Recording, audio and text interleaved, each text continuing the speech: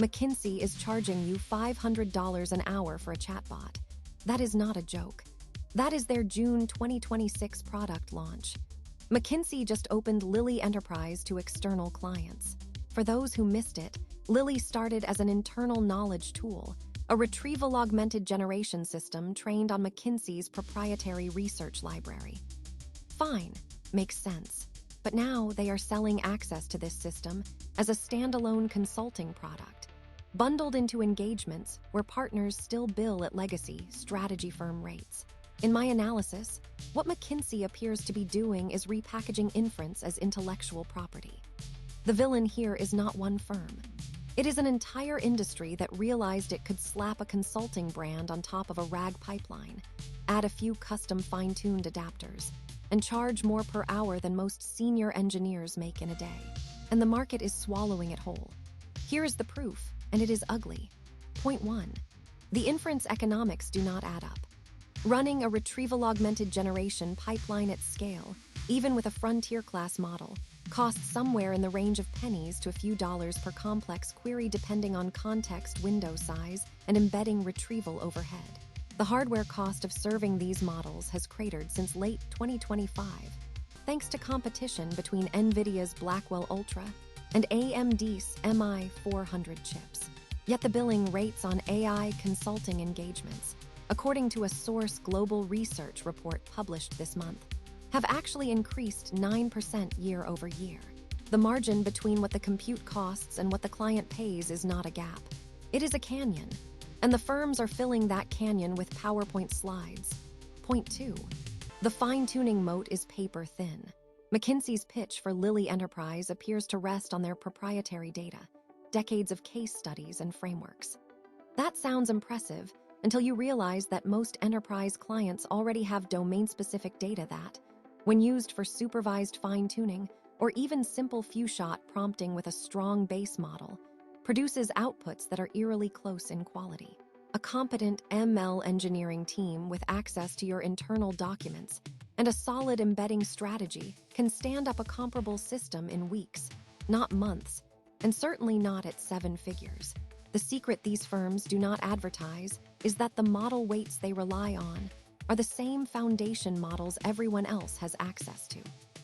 The differentiation is a thin layer of proprietary retrieval data and a very expensive logo on the report cover.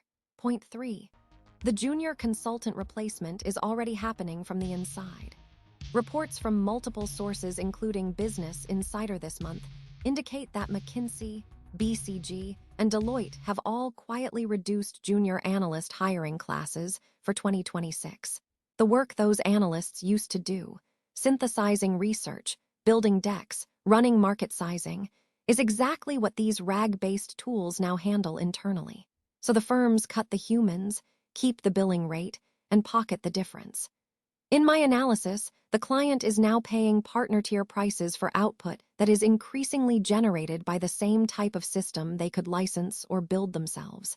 If you are watching this and you still think the industry is going to self-correct, you are exactly the client these firms are counting on. Subscribe. Because nobody inside these firms is going to say this out loud, and the people who sign the contracts need to hear it before the next quarter's budget meeting. Now here is the counterargument, and it is the strongest one the consultants have. They will tell you that the value is not in the model. It is in the judgment. The partner who interprets the output, stress tests the recommendation, and navigates the organizational politics of implementation. That is real. I will give them that. Senior consulting judgment has value, but here is the problem. That argument justifies paying for a few hours of a senior partner's time.